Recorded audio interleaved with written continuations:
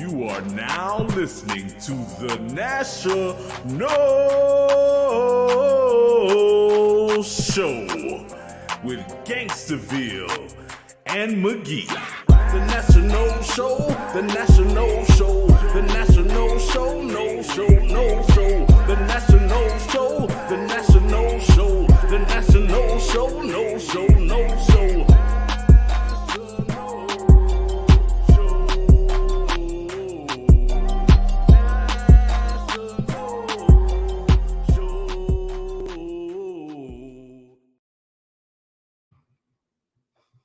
All right, No Nation. This is the National Show with Gangsterville and McGee. And if you're watching us on YouTube, make sure you subscribe to our YouTube channel, which is YouTube at National. That's at NATIONOLE. For IGX and all the other links, you can check us out at our link tree, which is linktree / National Show. That's NATIONOLESHOW. And then if you want to go directly to the source, we got national.com, where you can get the latest episode, you can get the greatest merchandise and get decked out for every weather that the Seminoles will bring. You know what I mean? So, oh man, we are back at it, man. See that merch? Oh, yeah. That's what we talking about. That's that Gangsterville hoodie. That's that Gangsterville hoodie. It is super comfy. It feels good. I'll be honest. I blew it. My mistake. I forgot to book the studio time, and it was already booked by the time I hit him up yesterday. So I am back at the B Yapping compound in delightful Dania Beach, Florida. And but the benefit is there's color behind me here, so I was able to wear the white hoodie because I made the big mistake last week in the phase one, shirt with the white background. That it looked like your hair was poking out the wall. It was a little floating head talking. Every you see my arm, you see my head. Yeah. So here, because there's some color, I could rock the white hoodie. So nice. Yeah, man, it's super comfy. So bravo to you, man. I like your merch, and it's super dope. Everybody should go to national.com. Right on. Cop everything. Giving presents is a great way to show love. You know what I'm saying? Mm-hmm. Oh yeah. Dude, we got a lot to talk about, man. Yes, we do, man. I was excited about today's show, man. You were. It's about like the first show since like after the Alabama game. Oh, I've been like stoked, man, just because it's been some great fucking football to watch, man. Like, oh my goodness, man. Yeah. This playoffs has been a gift to a college football fan, any college football fan. We have we'll talk about those two playoff semifinal games, right? Those were good games. We'll talk about the finals. Right? We'll do a prono report because it is a big one. But I wanted to acknowledge that Florida State is trying. Right? They're out there in the transfer portal making offers, trying to get some guys. Right? They might not be succeeding on every front, right? But they're out there. They're out there trying, and I appreciate that. We can do a bit of a dive into the transfer portal from a Florida State perspective, maybe next week or the following week, as everything gets settled. Because there's still one more game, and a bunch of these kids are going to enter the portal also, and there's trickle down effect to that. All of a sudden, maybe somebody we're offering is, getting an offer from one of these schools, and they're considering, or we're offering people from these schools, right? So we'll dive into that. We'll dive into the FSU offseason in coming weeks, but today's kind of about the college football playoffs more than anything. So what's up, man? Thursday night was crazy. Miami just came out the gates and never took their foot off the gas. They Ole Miss tried to keep up is kind of how it felt for me watching that. And at times they looked like they were going to be able to keep up, and maybe, in the end, when the dust clears, maybe they got there in the lead. But it just always felt like they were a step behind. Yep. And the crazy part that I think about is they had like 4 opportunities for interceptions that they didn't get one of them. They had multiple penalties that was called on them, wide open drop passes by the tight ends and wide receivers, and they still was able to go out there. This team reminded me a lot of the team that we had with Jared Verse. It just showed me, if you got a dominant defensive end, how much of a game changer that can be, man, because he was relentless on them all throughout the game. Bain was. Even when the other guy got hurt, they had freshmen stepping in on the D-line, freshmen stepping in at safeties that just showed out. Cornerback, I want to say, was one of the freshmen stepping in. So it was just a dominant performance from the defensive end. Even though they made a lot of mistakes, they still was able to capitalize off of the moments that mattered or whatever. So yeah, hats off to them, man, because you remember that there was conversations that Miami might not have even been in the playoffs. And now look at them, they're in the national championship game. So definitely would have been a tragedy to not see them in the playoffs, and I'm glad to see them not only in, but progress as far as they've gone, man. Yeah. And that was, for the record, that was a very good one for us. We were both very loud about Miami covering that spread. Oh yeah. So that was the one out of the 2 that we felt strongly about. The Oregon Indiana game, we were like, we were kind of waffling, but Miami one. That was the only one. I didn't even bet the Oregon Indiana game, to be honest. The Miami game. Went over the 51.5. Close, right? What was it? 31-27. So it's that 58. Yeah. So it cleared that just barely covered the spread by half a point. But all worked out gambling wise. And it seems to me like the better team won. I don't know how much different that game would have gone if Lane Kiffin was the head coach. I don't know if those players would have been as motivated as they were. I think Ole Miss probably got a couple wins in the playoffs, or advanced in the playoffs largely in spite of Lane Kiffin, right? He put the roster together and the coaching staff together and et cetera, but him leaving sort of galvanized them, right? They said, we don't need that guy. Fuck that guy. Let's go, right?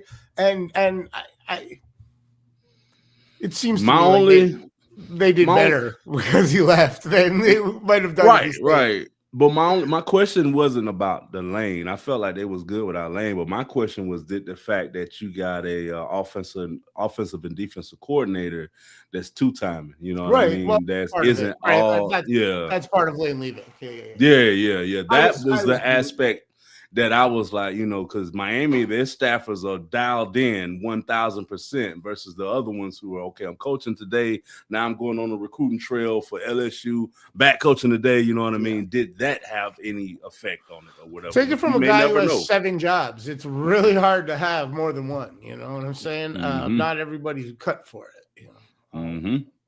Yep. Yeah. Well, at least they don't have to do it anymore. Now they can go be full-time LSU assistants because Ole Miss's season's over, right? Miami gets to advance. They're the ones. They deserve it. Yep. Still not ACC champs, but at least they got a chance to win a national championship. This shit that was stolen from them, I feel. It's crazy. It's just crazy. It's just ridiculous. ACC. Like, how the hell does I can't wait till we leave. All right.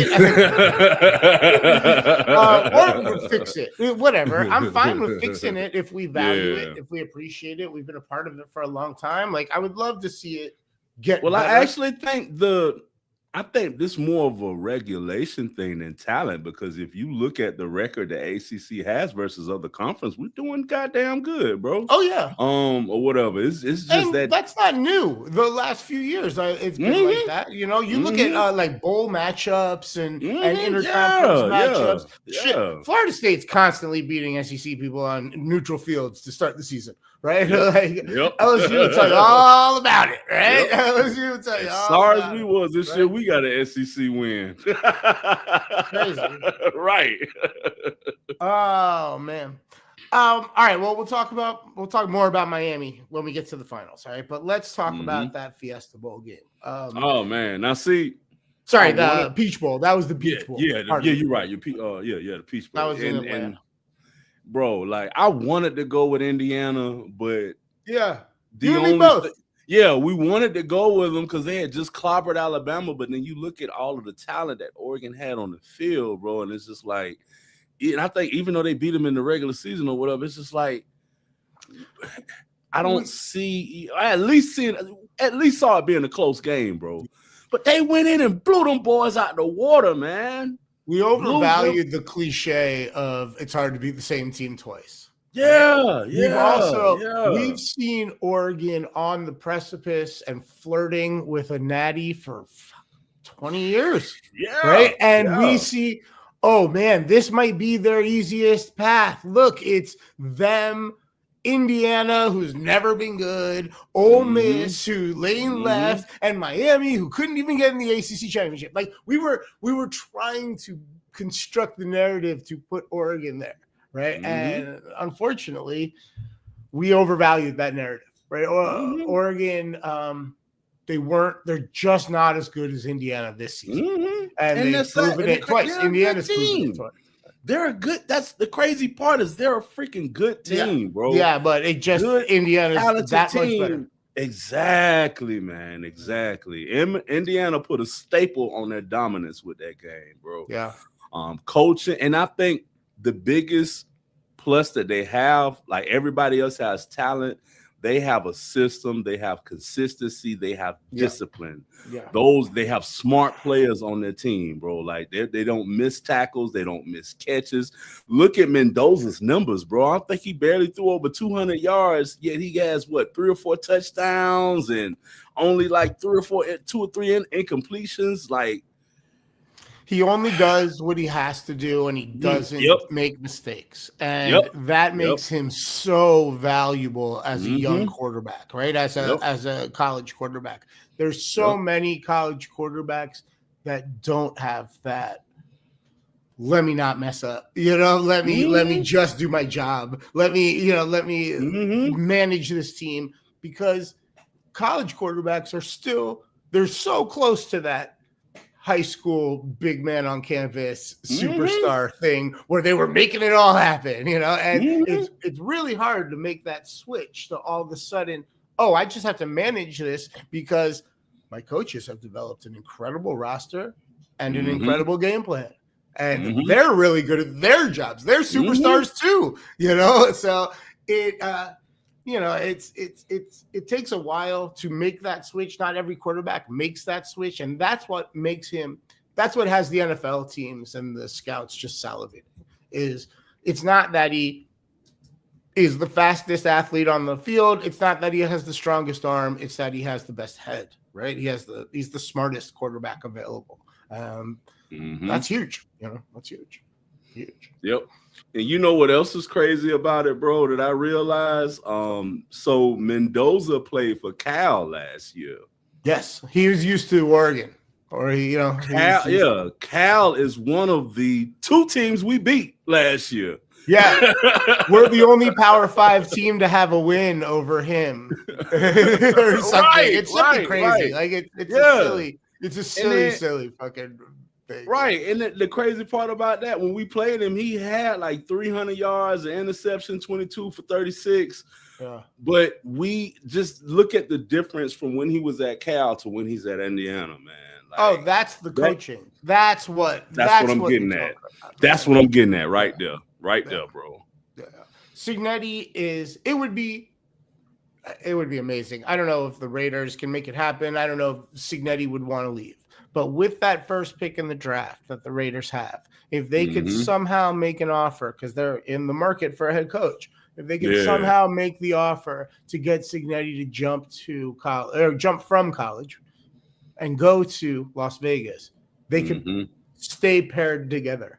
And that could be really exciting and fun to watch because he has gotten a lot out of a great player, Mhm. but he's turned that great player into like, you know, the In best just in the a country. year, in just a year, bro. Yeah. But if I was a Cignetti, the way he got a grip on college football right now, man, I wouldn't leave. I'd take that Nick Saban, look at Nick Saban's step back mistake or whatever with Miami or whatever we went, and just be like, look, I'm just finna stay course and ride this thing on out. Maybe They've if already anything, started retooling. They hit that transfer portal hard. Yep. They got some guys coming. Yep. Yeah, man. Indiana being a football school is still weird. Right. Like doesn't even sound right coming off the tongue. Like all right. Well, we'll talk about that. Well, real quick before we move on. Quarterback from Oregon, Dante Moore, is that his first name? Dante? He's decided to return to Oregon. He's announced that he's returning to Oregon. Dylan Raiola had transferred there from Nebraska. I imagine he'll do a medical red shirt for a year and then take over the reins or something. But he, I don't know if that was. I think that's just a desire to swerve the Jets, right? Like that's got to be your biggest fear as a rookie quarterback coming into the league, is that if you get stuck on the Jets, if you get stuck on the fill in the blank, whatever the really bad team is, you're screwed. Not for nothing. I don't want to do it again. I know I do it every year. I probably do it 5 times a year, but like the draft is the worst thing ever invented. All right. American sports have it all wrong. It's the least American thing about American sports. You are forcing employment upon people. Yep. What the fuck? Right. We stopped doing that a long time ago. All right. Like, what the fuck? Totally agree, man. Totally agree. Yeah, so just thought I'd throw that out there real quick before we moved on. Let's get into this Pro No report because there's some big news coming out of the golf world that is all about a Florida State alum. Cool. Brooks Koepka has decided to we talked about how he wanted to be closer to his family and he was leaving Live Golf. He has negotiated a return to the PGA so that he could spend more time stateside and around his family. That PGA was not cheap, but he also did very well over on Live Golf by leaving for Live Golf. The PGA has allowed him to immediately return with a few conditions: a $5 million charitable donation. I'm sure he does that annually. So I don't think that's an issue, right? Like that was already budgeted every year by his accountant. Right. But he gets no FedEx bonus points or bonus money in 2026. So that kind of sucks, right? There's a missed earnings there. But more importantly, he is ineligible for the Tour Equity Program for 5 years. The PGA started this Tour Equity Program as a response to Live launching and giving. What's cool about Live is that the players own the teams on the Live, on the Lord. So like they have stake in it, right? And that's what they never had in the PGA. When Live launched and grabbed some of the best golfers in the world to come be a part of Live, the PGA responded by fixing some of the things that, we didn't know this was messed up kind of things. But all of a sudden there was $20 million purses instead of $5 million. PGA suddenly found all this money that they hadn't been dispersing. And they restructured. And part of how they restructured was to, I don't know the percentage, but set a percent aside to be owned by the players via this Tour Equity Program. So Brooks has to not take part in that program for it's what did I say, 5 years. So that the estimations are $50 to $80 million in potential earnings that he's going to miss out as a result of this. That's a lot. Ooh. Flip side is he made probably 180 by going over to live, so he's okay, you know. And it's not like he's not going to be earning during the next 5 or 8 years. He's just going to be earning differently. So maybe, you know, he's getting he's missing out on $10 million a year. He'll make that up in endorsements, I'm sure, and probably winnings too, because you know what, he's better than most of the golfers on the league or on the tour. He really is. He really is one of the, when dialed in, when engaged, when at his best, when healthy, one of the 3 or 5 best players on the golf tour, on the planet, really. You know, then I'll maybe one of the 10 best golfers on the planet, because there's some great golfers in live, and you know there's a couple great golfers at PGA. So. Yeah, man. So Brooks Koepka back in the PGA. Also, there's an extra rule that says, or extra punishment that says you can't have any sponsor exemptions for signature events. So he has to earn his way in. I'm unsure of how long that lasts, like the duration of that penalty, but he's already exempt for the next few years because he has recently won a major. So it's that part's convoluted, at least in my mind. Somebody else probably understands it way better than me. But he's back in the PGA. He's not playing this weekend in Hawaii, but he will be. I think he's out there in a week or two in California, or later, or at the beginning of February. But in Hawaii, in Honolulu, at Waialele Country Club, this weekend is the Sony Open. And both our guys, Daniel Berger and Luke Clanton, are teeing off a little later today. Well, time's weird in Hawaii. Yeah, much later today. It might even be tomorrow in Hawaii. I don't even know. I don't get it. From the stuff I've read, Luke Clanton has spent his offseason bulking up. He's trying to get bigger, stronger, hit the ball further. Players all kind of play with this, right? And in all sports, right? They kind of find their comfortable playing weight, you know, and it's usually in your mid-20s, you know, when your body's kind of done growing, like height-wise, and now it's just about finding a comfortable, like what you can carry, what your frame can carry, you know. So I imagine Brady's a good example of that. Tom Brady. Yeah. Remember, he was kind of thin, and then he thickened up, and then later in life he started messing with that pliability. Right, like he's, you know, everybody kind of.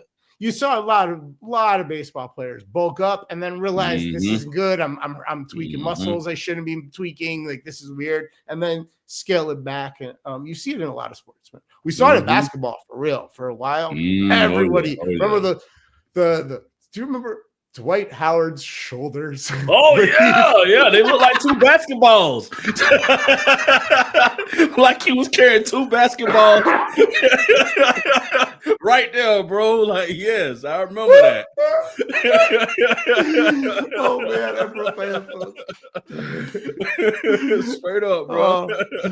Oh, that was great. Oh man. So yeah, he'll get comfy. He'll get comfy as an adult. He'll get comfy as a professional golfer.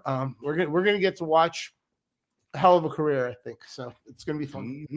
And I'm also excited. I haven't even done the research yet, but I'm also excited to find out like who's the next pro golfer coming out of Florida State. Like I can't wait to like start diving into FSU golf's team this year. You know, it keeps happening. Women's soccer and golf now. No, we run shit. And basketball too, man. We just had a cat get drafted. Speaking of, let's get into basketball. Malik Beasley's still a free agent. No surprise there. Jameer Watkins, the aforementioned recently drafted Knoll, hasn't played since the 29th of December. He's listed as healthy, though. It doesn't look like there's any health issues. He just hasn't been on the field or court, pardon me. Team note, though, the Wizards, they just added Trae Young. That's weird. Yep. And that's where he wanted to go too. So they were the ones willing to give him an extension. They were the ones with the money and the need to have a chip that they can trade in a year or two for pieces also. So it was a business move all around. Business move all around.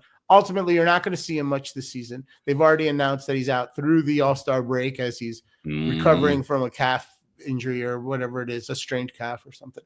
You're going to see him limited minutes the rest of this year because they don't want to mess with their draft position. Last thing you want to do is Trae Young to go out there and superhero some games and mess up, and all of a sudden you're the 5th pick instead of the 2nd pick, right? Or the 1st pick. Who knows? Interesting. I don't think it's good or bad or anything. Everything they did this year is for tanking. They got rid of all of their star players and everything. They seem to be, they're young talent. They're keeping their minutes way down, and maybe that's part of the reason Jamir Watkins isn't on the court a lot. You're not seeing SARS will get off in the first half, and then they won't have him out as much in the second half. Stuff like that. It's just what they're doing, man. It's just part of the business structure right now as they. They were bought, new ownership, new front office. They changed coaches. They've changed that. They've overhauled that entire roster over the last, let's say, 3 years, 2.5 years, really. So this is just part of the process, man. This is just part of the process. Not to saw that use coming old when tired. they got who was it, Jordan Poole, and then they got Kuzma or whatever. Well, that was part of it too. If you look back at all those trades. All of those trades were longer contracts for shorter contracts. Yes, they got some of Jordan Poole and they got Kuzma and a couple other players that, I know that name. Oh, I know that name. Oh, wait, look at the Wizards trying to do something. And even I kind of fell for it for a minute. And then I did the math. They were just trying to shorten their commitments so they could free up the money sooner to move along that overhaul process, and this is part of it. Now they were super under the so for Washington to get players, most of the time it has to be through trade or through draft, right? They're not really able to crush the free agent market. Never have, right? So they had to get under the threshold, like the salary cap, then make a move and extend a guy so that they have a big chip that they can trade in a year or two when they identify who they want to put around who, right? Who do we want to keep? Who are we going to build around? Is SARS going to develop into something? Is, whatever. So I think it's just part of the process. They're bottoming out and then they're coming back up. Exactly what it sounds like. The process. We've seen this before. Philly. Yeah, I suspect they're going to do it better than Philly did it. Yeah. Just from learning from those mistakes. Philly went too far. Went too far. You know what I mean? And half of those early picks that, Nerlens Noel didn't work out for him, and Ben Simmons was the latter part of the process. Some of the earlier picks in that process were just as bad, man. So you're right. But you know what? I said it last week, I think, to you. When everybody's healthy and on the court together, they don't look that bad right now. But there's just. Embiid played last night. I was watching him for a while. Like, they didn't win that game, but he was moving okay. I cringed. He dove for a loose ball. He ended up like 3 rows deep into in over fans. Everybody's diving out the way, and I'm like, oh god, there goes the season. He's gonna pop me or something, right? Oh, but he hopped right up. He looked light on his feet. Weird to say for an enormous individual, but he looked very light on his feet. That's funny. Yeah. All right, let's keep it rolling. Terrence Mann, I don't know. Somebody's got to play for the Nets, I guess, is the only way to describe what's going on over there. That situation's weird. He's only getting a couple points, but he's also getting a couple rebounds, a couple assists. He's just kind of out there running ball because it's his job, it seems like. I really hope that somebody is able to add him to their roster for, before the trade deadline. I hope he can get out of Brooklyn because he deserves to be on a better team. He's too good for this shit. Patrick Williams and the Bulls. The Bulls are up to, exactly where you expect them to be. Right in line to make that play-in game. That's what the Bulls do. I think they're 10 or 9 or 10 in the East. Like, they're going to be in the play-in game. They just got to do it. 19 and 21 is where they're at right now. he is last night he had his best game in weeks, right? He had 23 minutes, 13 points, 5 rebounds, 3 assists. It was a really close and high scoring win in Utah. But like, other than last night, like, he hasn't been getting a ton of minutes. He hasn't been productive while he's been out there. He hasn't been consistently productive while he's out there. That's how I should say it. But hopefully last night was indicative of what we can expect to come. I don't know. It sort of seems like the Bulls have chosen to go other routes for their 3-and-D needs out of their roster. And that guy's not really getting the call as often as you expect. But maybe last night will change that. I don't know.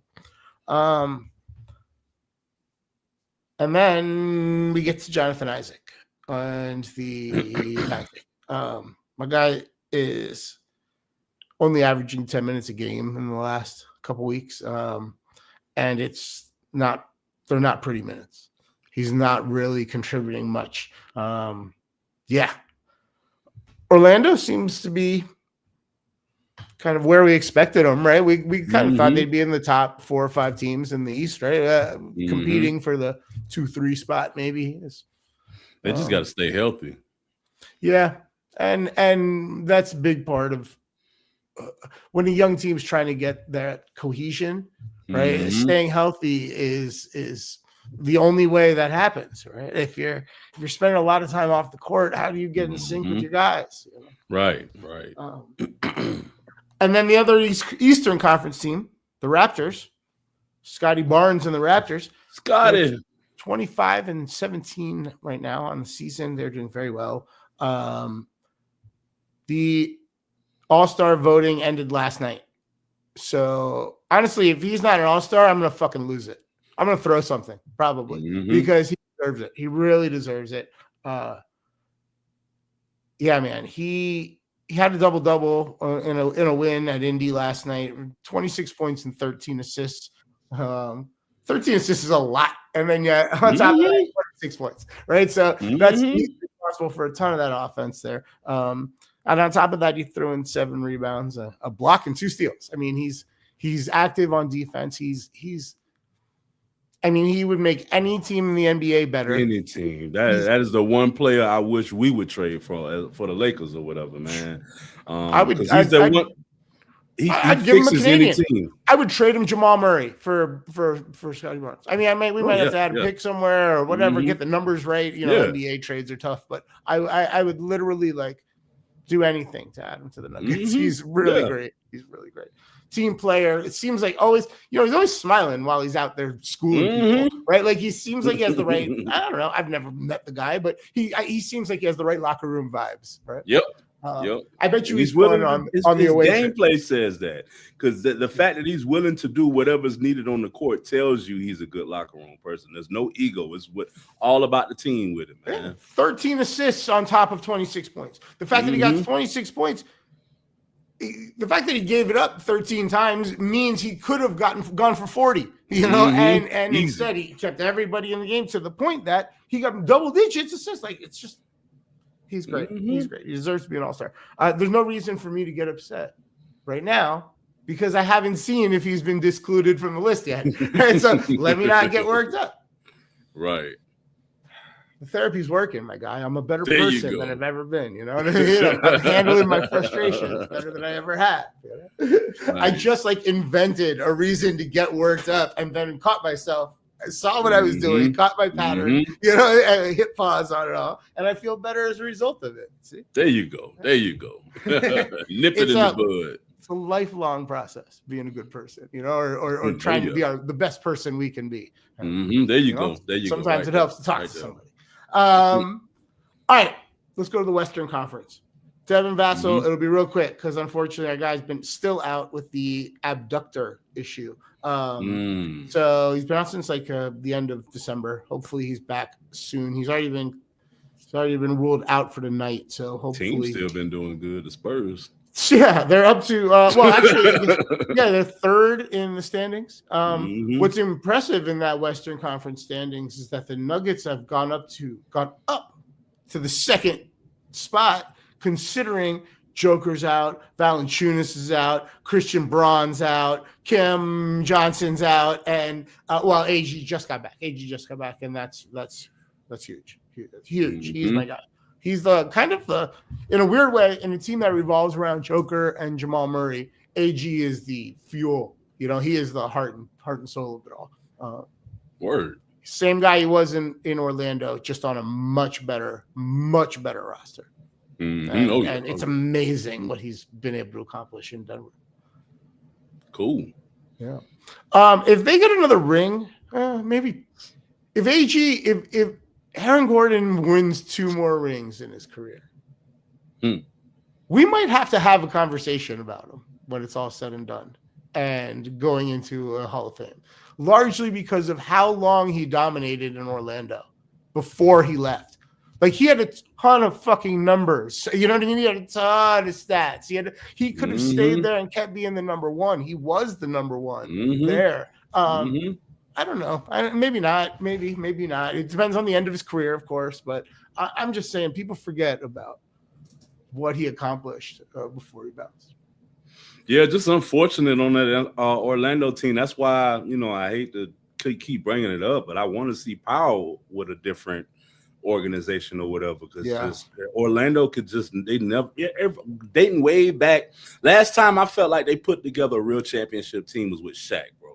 And even that team didn't make it through. How do you not with Penny and Shaq? And then you can just point at it over and over again. You know, Dwight Howard, that team underperformed. The Aaron Gordon team never really formed. Even, you know, it's unfortunate. And now they got a lot of great players, and I don't understand why. Well, they're competing in the Eastern Conference, but they should be.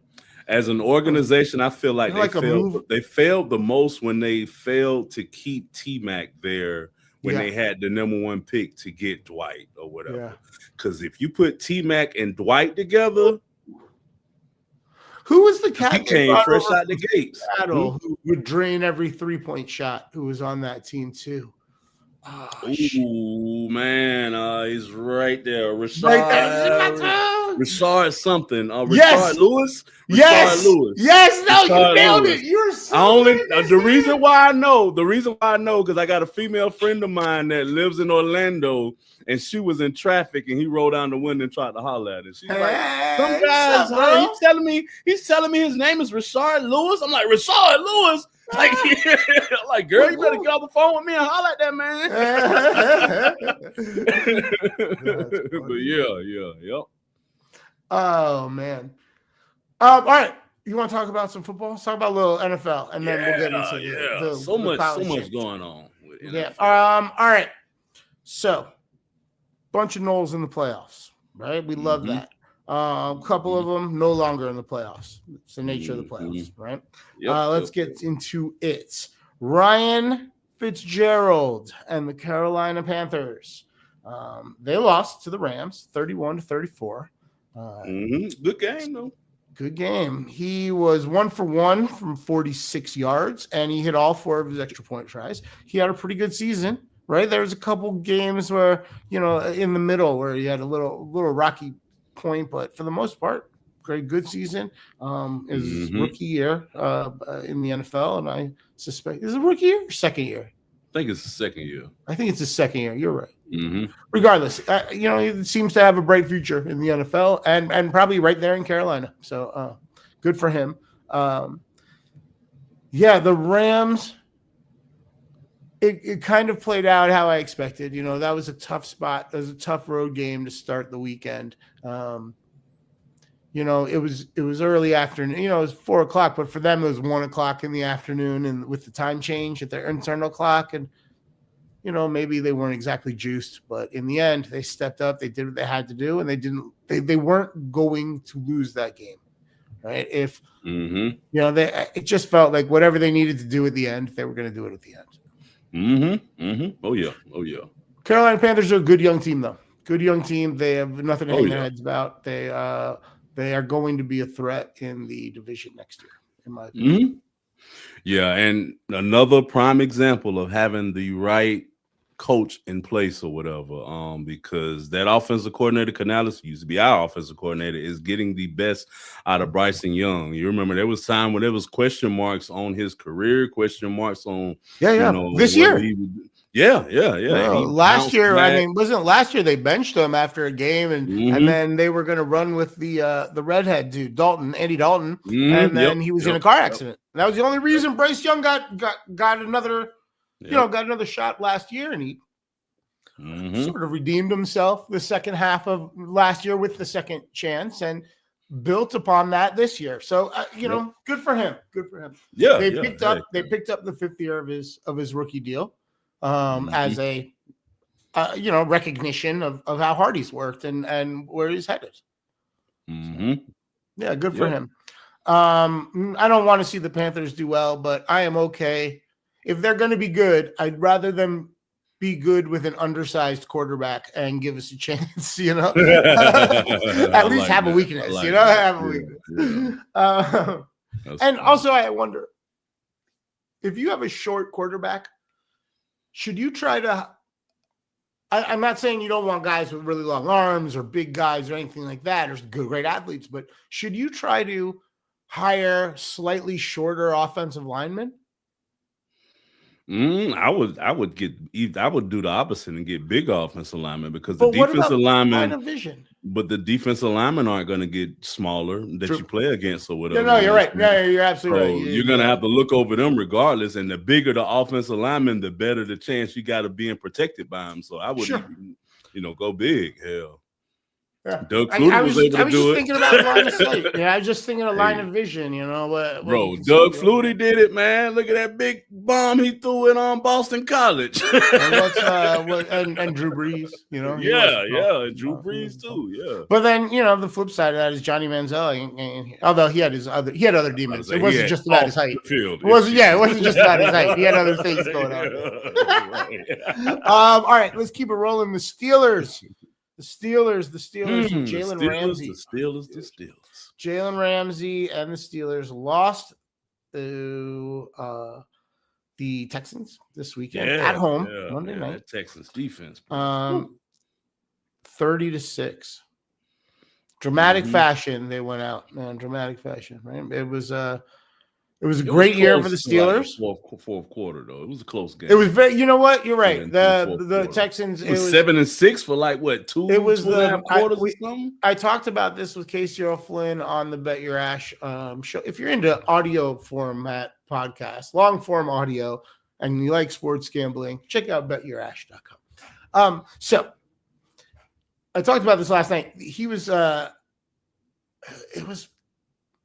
About, let's say, halfway into the third quarter before he felt comfortable, or seemingly that he felt like he was just off.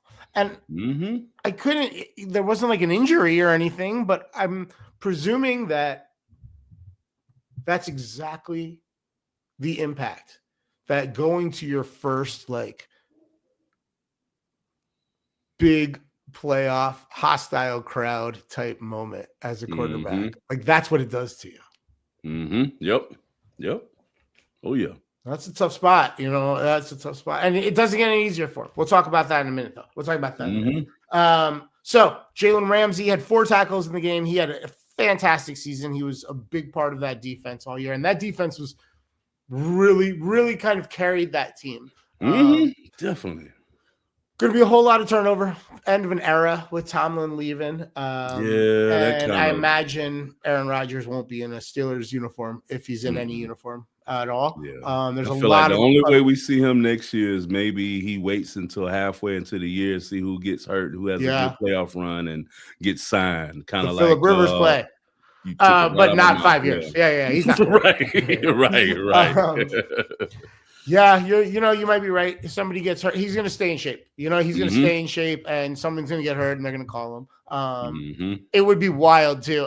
Never mind. I'm not gonna speculate. We have all off season, right, to talk about what would happen if Jordan Love isn't recovering well, those concussion symptoms continue, and all of a sudden he's back. I didn't even think about that. Oh man, yeah, that would be. He didn't look right. Well, we'll talk about that.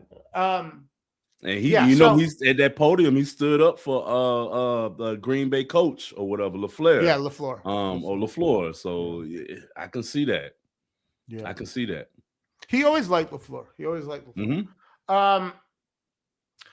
The Chargers, our guy Derwin James, another monstrous year on defense. Clear leader of that locker room. In that locker room, all pro, all everything. He's as advertised. All right. He has been that since his freshman year at Florida State, bro. Yeah, you're absolutely right. DJ the man. He had 4 tackles. They held New England to 16 points in New England in the playoffs. The defense did their job in LA for the Chargers. I almost did it. I almost said San Diego, bro. You're better than me. I do it about once or twice a week.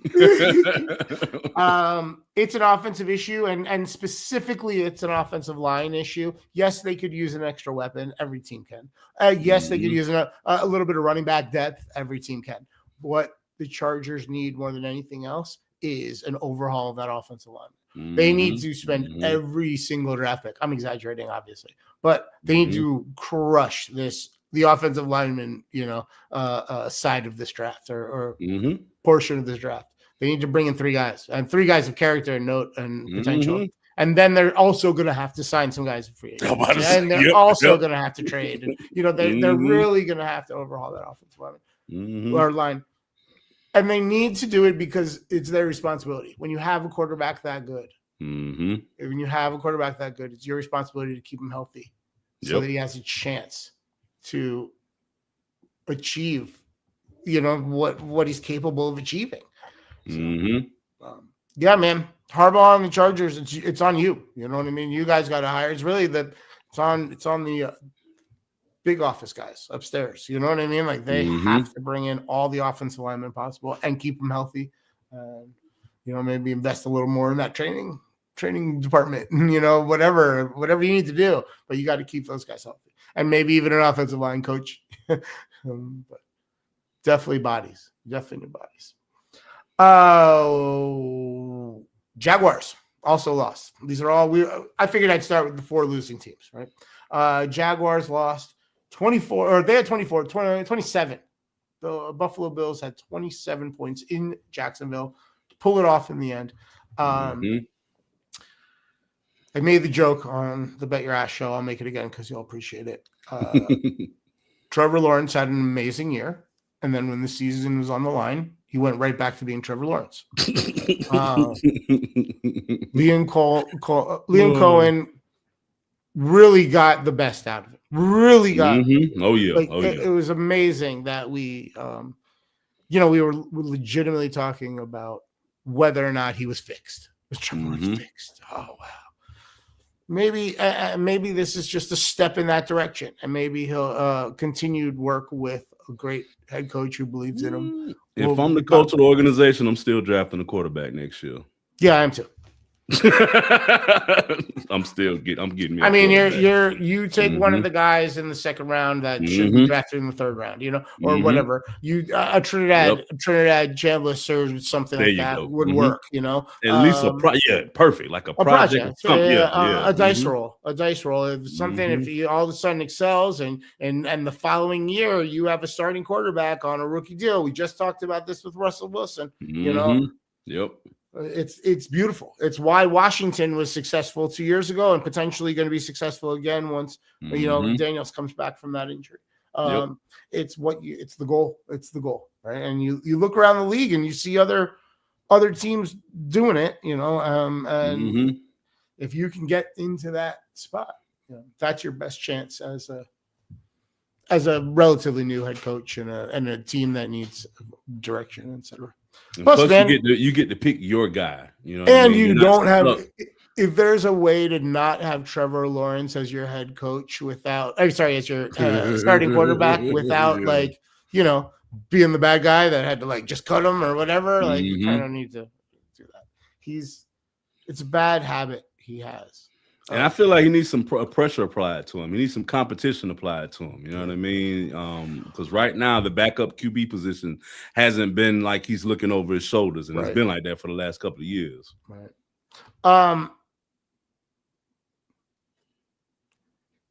If Carmela Soprano had made a kid with Furio when she was stepping out on Tony, it would have looked just like Trevor Lawrence. God. I saw somebody's meme and I haven't been able to unsee it for days. And I've been waiting to tell you that, like, for this moment in the Pro No Report to say it. Because you see it, right? Send Like, that in the text. I'll make that damn meme. no, it exists. I'll send it to you. Like, okay. it's I'm about to say, amazing. Like, if I didn't see it, I'm gonna make it. He looks like Furio, but with all her features. Like, it's amazing. I see it. You see it already, right? Yeah, All right. The Texans, they won that game in Pittsburgh. Mario Edwards Jr. is on the IR, but if they make the run, he still gets the ring.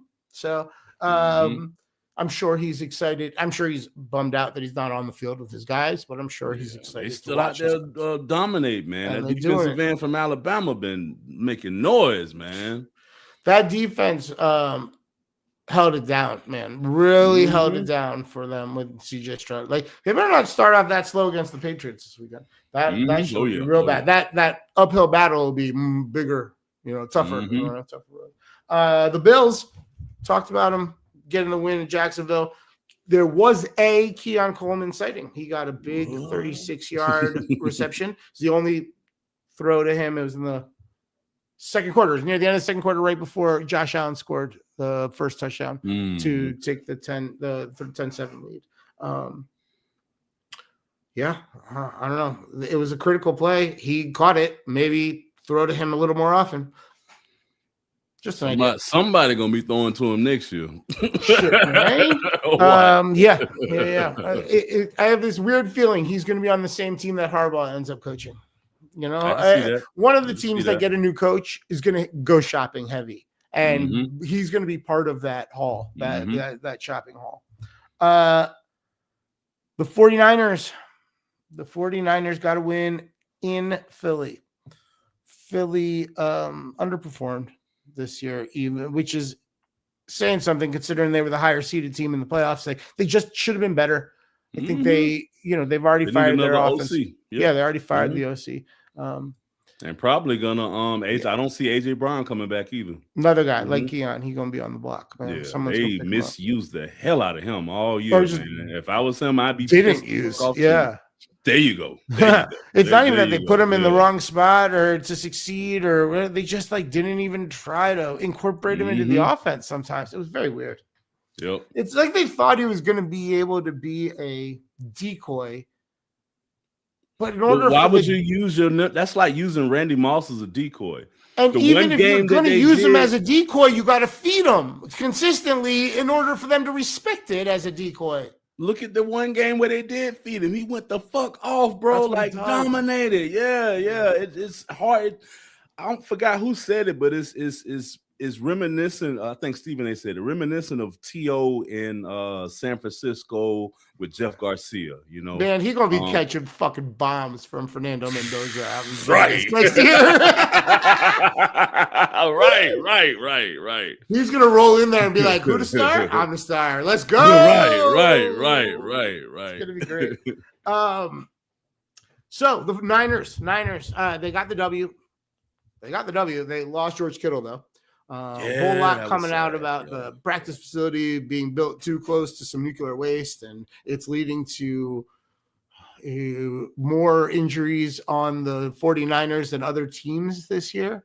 Really fucking crazy shit. Oh, I gotta look that up. Wow. California is gonna have to get involved. Like the NFL, they're probably gonna have to move. They just built it. It's right next to their stadium. Now there's questions. Shit, how close is the stadium? The fans? Yeah.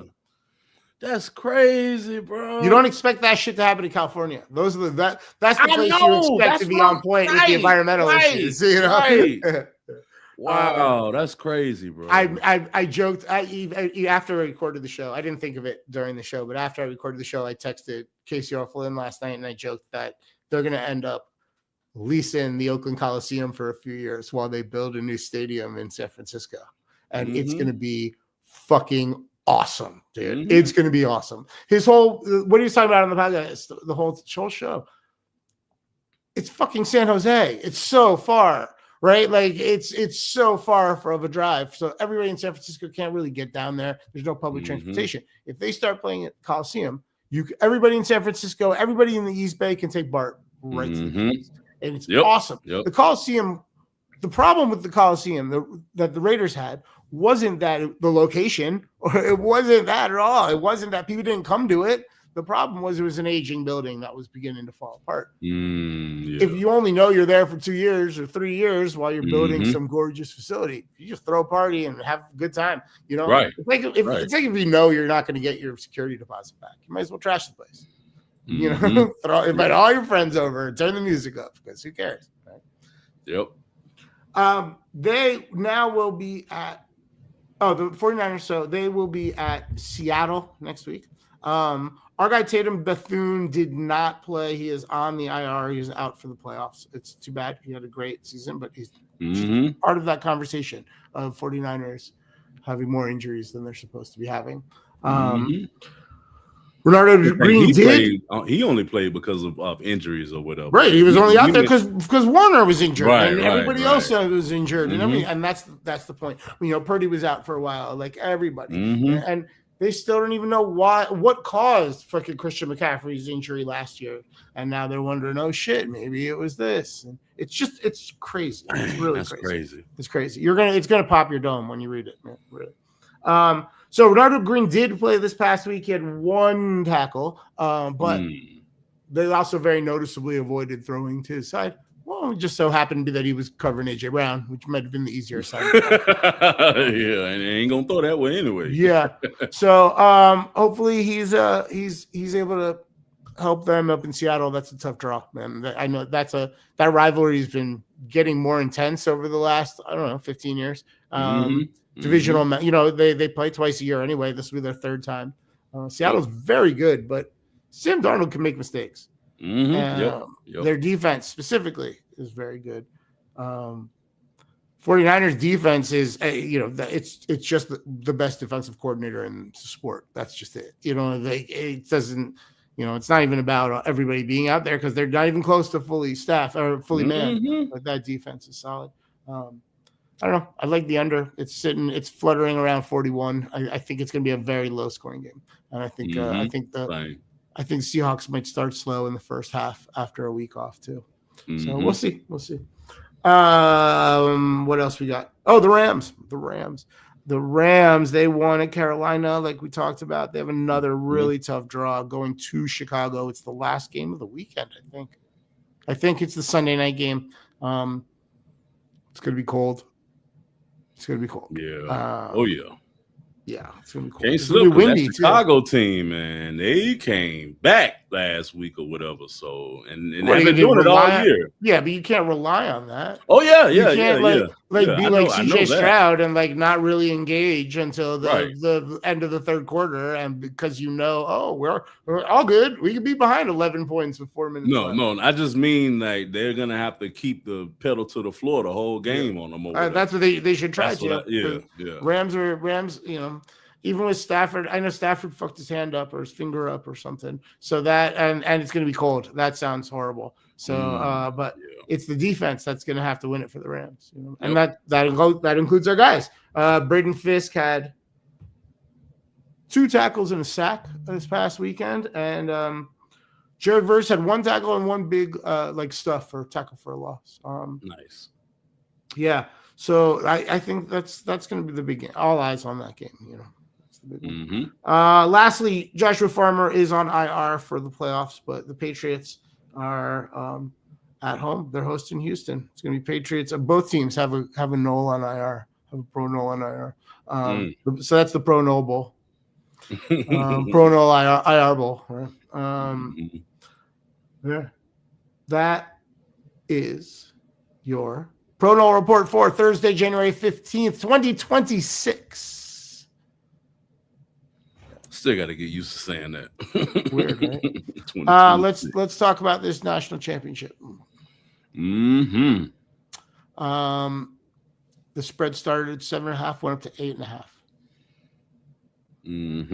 Miami is coached by Mario Cristobal, who played at the U and went to Columbus High school with Mendoza's dad, which is crazy. Mendoza, who grew up walking distance pretty much from the stadium. And went to the high school, went to Columbus, was kind of a star but unheralded in like he had a bit of burn, so to speak, but nobody really was recruiting him.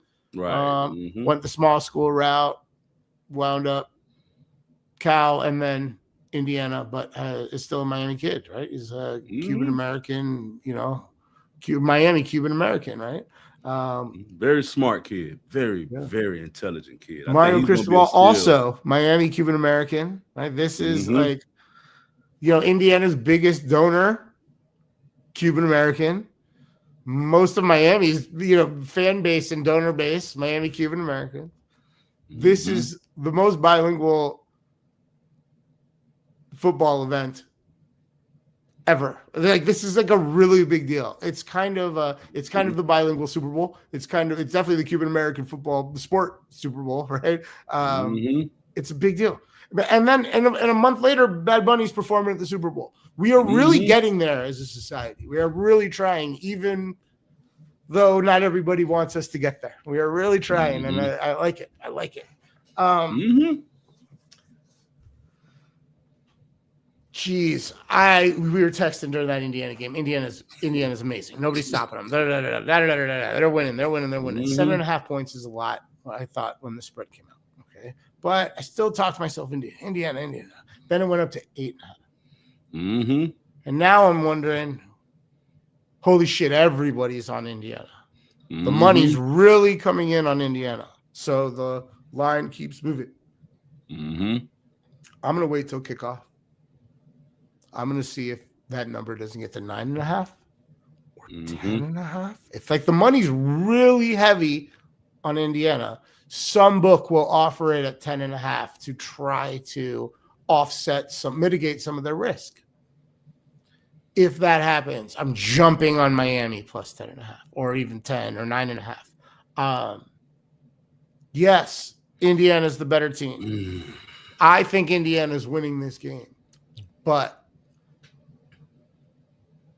Miami's got a really good offensive and defensive line, specifically defensive line. Miami, although they figured it out later in the season, they were struggling with running athletic quarterbacks. This guy's a pocket passer. This is what Miami is really good at. I don't know. I don't think they're going to be able to shock the world and get a win. But nobody thought they were going to win last week. They were 8.5 point underdogs. Right? This is in their fucking barn. Like, they're literally playing on their home field. I think this could be a backdoor cover. Like, they could be down 13, get the late touchdown, get it inside of the spread, and then fuck up the onside kick. I feel like the only way that happens is if we see Miami play the way that they have never played all year, and that's discipline. And that's the only reason why I feel like Indiana was able to blow out Oregon and Alabama, who were much more disciplined than Miami is. The fact that they don't miss tackles, they don't drop balls, they don't miss read coverages. Everything they do is perfect.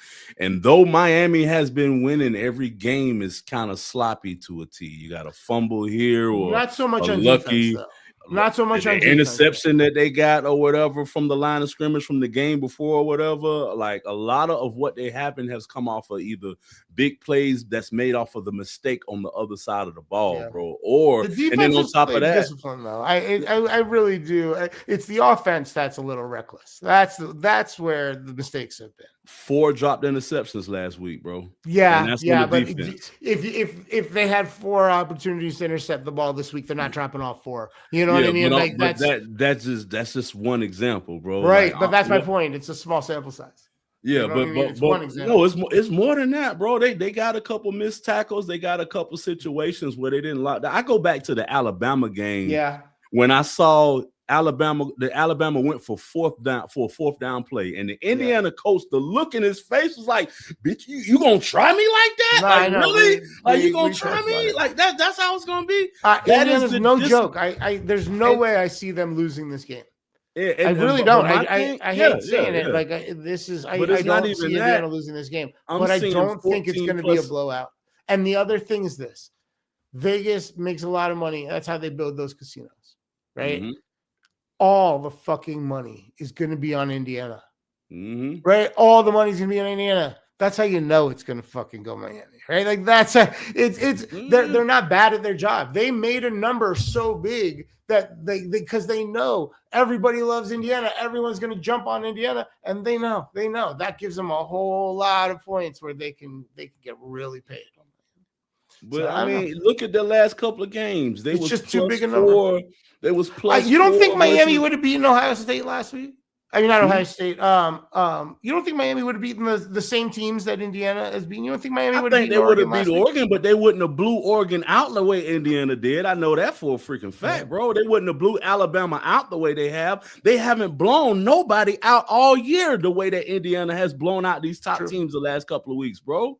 That's what I'm saying. You're right. But you don't. That's not. You don't have to blow somebody out to win the national championship. You just got to win tomorrow night. But that isn't my point. My point is Indiana has been blowing them out because they have been the most consistent, the most well-coached, the most disciplined team. That is the reason why they're blowing out, because other teams are making mistakes. They're not making mistakes, and they're capitalizing off of the mistakes made against them. A lot of those points against Oregon came at the end when Oregon seemingly checked out. You know what I mean? Like they knew they lost that game in the third quarter. And what Indiana's done all season is run up the score after they won the game. You know, that's what I'm saying, bro. That's fine. That's what I'm saying. And then if they get ahead, is Carson Beck your quarterback to bring you from down from behind versus this Indiana defense lately? He's strung a couple games together, bro. Yeah. Oh, yeah. I don't mean to downplay him. I'm just saying he hasn't made mistakes, but he also hasn't done a lot to push the needle as well. Yeah. In his defense, I'll say that there have been drop passes and stuff that could have been big plays for him or whatever. But true. But he hasn't had to. They've been able to rely on that running game, really, and like the running game's what's worked the passing game, not Carson Beck's arm. You know what I mean? Yeah. We'll see. I'm excited for the game. I would like to see.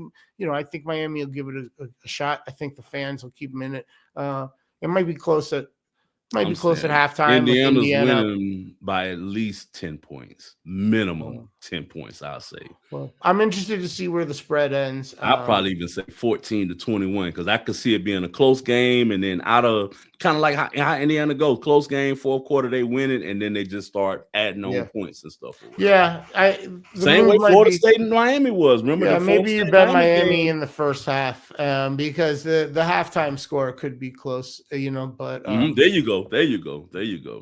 I don't know. Yep. I still, when I see fucking 65-70% of the money coming in on one side, it's real. It makes me always want to bet the other side, bro. I don't, that's how these casinos get built, man. Those motherfuckers got marble, everything, gold, fucking, built into the chandeliers and whatever, like that shit ain't cheap. They had to fucking pay those bills. They got staffs of thousands. They got to pay all those hourly bills. Like that's how the system works. Is you win when everybody's on the other side. Right? So they already made their money through the playoffs. All the Indiana wins that been going against them, and even Miami throughout it or whatever, man. Well, the Miami ones have been costing Vegas, but the Indiana wins. I mean, that's been. Other way around. Pardon me. The Indiana wins have been costing Vegas because everybody's been on it, but the Miami one, they've done very well on that because again, they were underdogs. Nobody thought they were going to win. Nobody. Yeah, they weren't even supposed to be in the playoffs. No. All right. I think we're on the same page, even if I think that in the end it's going to be a closer, like there might be some weird shit that happens to end in single digits. I'm going on record saying it ain't going to be close, my brother. But we both agree that Indiana's winning the game. Definitely. Over under is 47.5 points. I think this game goes way over. All right. I think this is both teams. I think the lowest scoring team, I think, has 28 points or 25 points here. It very well could be a 35-25 kind of a score in the end of this. I think it's going to be I think it's to be closer to 60 than 40 is what I think in the end. I don't think I know Indiana has a great defense. I know Miami has great defense, but I don't see either team not scoring. And I think I think both teams will score every quarter. I think the score will tick up. And I think it'll go over the 47.5. Although now that I'm saying it out loud, yeah, but honestly, I don't see Miami putting up a lot of points. Look at their last two games, bro. They ain't put up that many points versus Ohio State, and they didn't put up that many points. 31 on Ole Miss. That game went to 58. Yeah. But that's Ole Miss. They don't have a defense like that, bro. Ole Miss is mainly built from the offense or whatever. Yeah. So their defense isn't compared to Indiana defense, man. So, and in order for them to score points like that, they can't just depend on the run like that, bro. They're gonna have to pass. What if Indiana tees off like they did last week on Oregon? I mean, they covered last week in that game. But yeah, I think the points could be 46.5 points, and Indiana put up 56 on their own. Oregon contributed another 22. It got to 78 total. Oregon, like I said, Indiana, pardon me. Indiana, if they get 39 points in this game, right? Yeah, that's all I need at that point. All I need is fucking 16 out of Miami, right? And they can do that. They can do that. Yeah. They could get 40. It could be 40 to fucking 8. Who knows?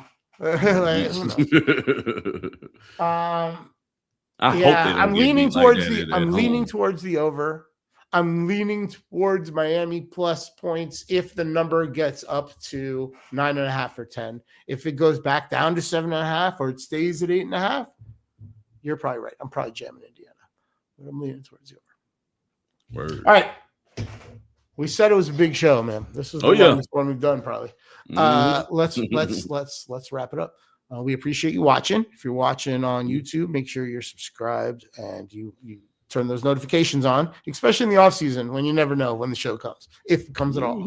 I suspect we're going to do a show next week to put a little bow on the national championship. Maybe we'll just do our regular time and do it Thursday morning again. If you prefer the show as a audio product, it's available via the Bet Your Ash Podcasting Network, BYAPN, BYAPN, and you can find it at betyourash.com or the Bet Your Ash feeds on on Spotify or Apple Podcasts. National has a Linktree page, linktr.ee. They put it in a weird space. Linktree/National Show, NATIONOLESHOW. Check it out. It's got all the links to all our social medias, everything. I mean, literally everything you need. It's right there. Gangsterville also has a Linktree page. It is /Gangsterville, GAINSTAVILLE. There you will find all the links to his social media pages and all the platforms where you can check out his music. You should check it out. Listen to it on all the different platforms. Like it and rate it, share it from all the different platforms. That's the best way to support your friends that make music. Gangsterville is your friend, even if you haven't met him yet. I promise you. What else? Oh, yeah. See how I'm rocking this Gangsterville hoodie? Yeah, boy. Super comfortable. You can get it at national.com, nationole.com. That is where all our stuff is. That is our corporate headquarters. Go there. You can watch the latest episode. You can find our social medias and go to wherever you're trying to go. And you can go shopping right there on the main page of all the national gear that you might need a gift, whatever it is. Grab it.